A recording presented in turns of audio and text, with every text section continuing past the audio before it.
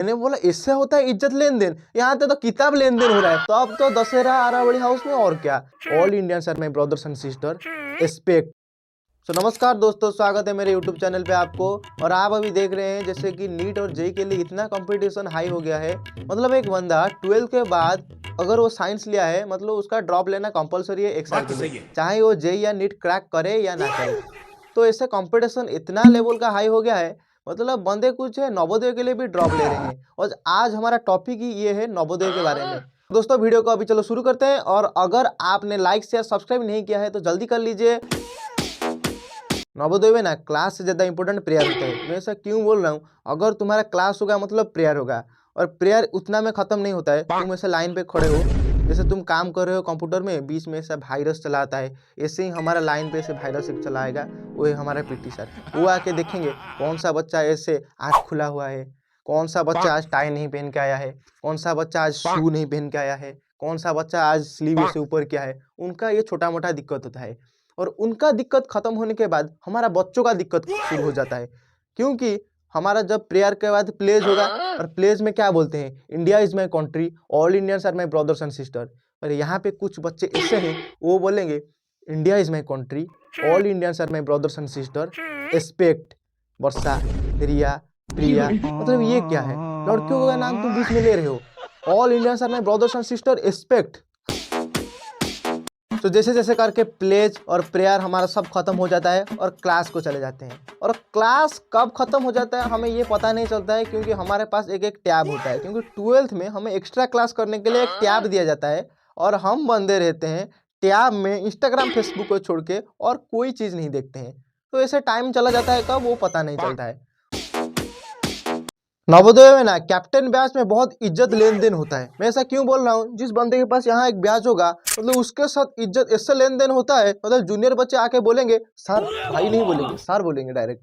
मैं ऐसा क्यों बोल रहा हूँ, मैं खुद लाइब्रेरी कैप्टन बनने के लिए सोचा था। उसके पहले मैं एक बच्चे को पूछा, अरे लाइब्रेरी कैप्टन में कैसा इज्जत लेन देन होता है। तो वो बंदा आके मुझे बोल रहा है लाइब्रेरी कैप्टन में इज्जत कम काम ज़्यादा करना पड़ता है। मैंने बोला क्या क्या काम करना पड़ता है। तो वो बोल रहा है 1:30 के बजे बच्चे जाएंगे मेस को खाने के लिए। मैंने बोला हाँ मैं भी उसके साथ जाऊंगा। वो बोला नहीं नहीं तुम उसके साथ खाने के लिए नहीं जाओगे, तुम जाओगे लाइब्रेरी। मैंने बोला क्यों लाइब्रेरी जाओगे, न्यूज़पेपर हर दिन आएगा, न्यूज़पेपर को लाओगे एक जगह पे रखोगे, कौन सा बच्चा कौन सा बुक पढ़ा है उसको सही रो पे रखोगे, और उतने में काम नहीं खत्म होता है, और जाके तुम ताला भी लगाओगे ना लाइब्रेरी का। क्या जुल्म है। मैंने बोला इससे इज्जत लेन देन होता है। हाँ, और तुम लाइब्रेरी में ज्यादा रहोगे ना क्लासरूम से कम। और उतना नहीं, नया सेशन जब आएगा नया किताब भी आएगा ना, और उसके साथ तुम्हें लाइब्रेरी से तुम्हें बुलाएंगे, 2-3 घंटे तुम्हें खड़ा करेंगे और बच्चों को बुक तुम्हारे हाथों से डिस्ट्रीब्यूट करेंगे। मैंने बोला इससे होता है इज्जत लेन देन, यहाँ तो किताब लेन देन हो रहा है, इज्जत कहाँ से लेन देन हो रहा है। और वार्डन जितना अच्छा है उतना बुरा है। मैं ऐसा क्यों बोलने वाला हूँ, क्योंकि हमारा कुछ दिक्कत नहीं होता है, और जितना दिक्कत होता है वो आरावली हाउस के बच्चों को होता है। क्योंकि आरावली हाउस में वार्डन रहता है, और वार्डन से आरावली हाउस को दिक्कत क्या होती है, जब भी वो कुछ करते हैं ना वार्डन चट के चला आता है, देखता है अरे क्या कर रहे हो बच्चों, अरे ये क्या कर रहे हो। तो उसमें थोड़ा दिक्कत होता है। और जब वार्डन चला जाता है 4 दिन के लिए घर को लीव, तब तो दशहरा आरावली हाउस में और क्या। मतलब एक गली में क्रिकेट, एक गली में फुटबॉल, एक गली पे वॉली, एक गली पे ये होता है क्या फ्री फायर खेला होता है। मतलब ऐसा चलता है। और उसी हाउस में एक अच्छा आदमी रहता है जो कि उसका हाउस का कैप्टन है, उसका नाम है मिस्टर नित्यानंद। मैं ऐसा क्यों बोलने वाला हूँ, मतलब कैप्टन में इज्जत लेन देन होता है ना, पर ये जनाब को इज्जत नहीं पैसे से ज़्यादा मतलब रहता है। ऐसा क्यों बोलने वाला हूँ, क्योंकि हमारे जो चीज़ मिलता है, मतलब टूथब्रश मिलता है, टूथपेस्ट मिलता है, और साबुन मिलता है, तेल मिलता है, ये जनाब उसका चीज़ को पूरा आराम से रख लेते हैं, और हमारे दोस्तों का चीज़ को यूज करते हैं। और उनका खुद का चीज़ को क्या करते हैं,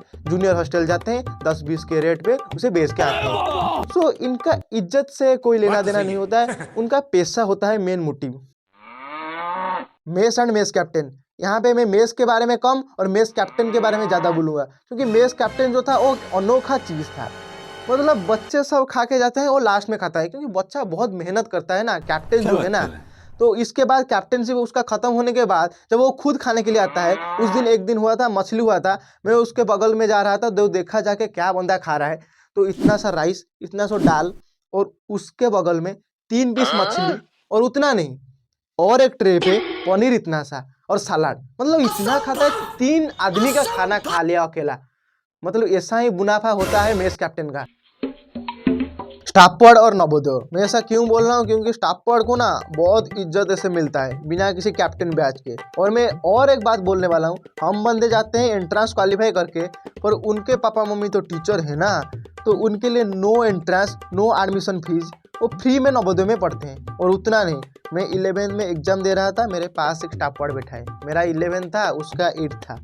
तो वो बंदे मुझे बोल रहा है, भाई ये क्या होगा, इस सवाल का जवाब दे दो। मैंने बोला मैं नहीं दूंगा।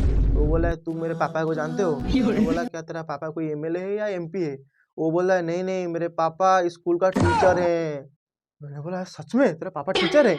ओहो मुझे फेल करा लेंगे और क्या। मैं बोला और कौन सा टीचर है? वो बोला एसएसटी का टीचर है, जल्दी जल्दी बोलो। मैंने बोला एसएसटी का टीचर है और कौन सा बच्चों को पढ़ाते हैं, कौन सा क्लास का? वो बोला 6-7 क्लास को पढ़ाते हैं। मैंने बोला 6-7 क्लास को एसएसटी पढ़ाते हैं और मेरा 11th है, और मेरा 11th साइंस है, जिसमें ना कोई पॉलिटिकल साइंस, ना कोई हिस्ट्री, ना कोई ज्योग्राफी आएगा, और मैं भला तुझसे क्यों डरूंगा?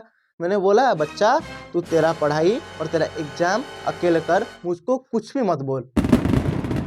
दवाल, यहाँ पे मैं कोई राहुल द्रविड़ की बात नहीं करने वाला हूँ, यहाँ पे बात करने वाला हूँ हमारे नवोदय के बच्चे और नवोदय के बाउंड्री के वाल के बारे में। ऐसा मैं क्यों बोल रहा हूँ, मतलब नवोदय के बाउंड्री होता है 8 फीट का, बंदे होते हैं 5 फीट का, और ऐसे हाथ लटका के बाउंड्री के बाहर ऐसे चढ़ जाते हैं। मतलब इतना कॉन्फिडेंट होता है, मतलब वो भी इतना नहीं, रात के 1:30-2 बजे, क्योंकि उनको खाने की जुनून था ना, क्योंकि नवोदय में हमारा रात का डिनर खाना बहुत घटिया होता है।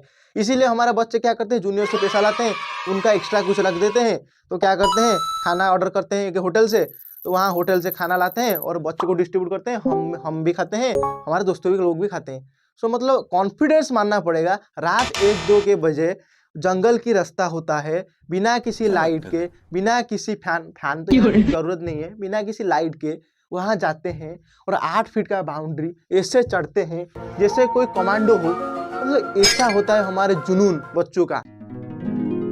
द बॉन्ड, यहाँ पे मैं कोई केमिकल बॉन्डिंग की बात नहीं करने वाला हूँ, यहाँ पे मैं बात करने वाला हूँ हमारे बच्चों के बीच में जो बॉन्डिंग होता है। मतलब ये सच में बहुत अनोखा होता है, क्योंकि हमारे एक सर भी बोले थे, अगर तुम 7 साल नवोदय में रह गए हो ना, मतलब इंडिया के कोई भी यूनिवर्सिटी, कोई भी कॉलेज में रहने का कोई भी दिक्कत नहीं होगा, क्योंकि यहाँ पे सुबह 5 बजे से लेके शाम के 5 बजे, उतना नहीं, रात के 10 बजे तक तुम्हें 24/7 टीचर के नजर में रहना पड़ता है।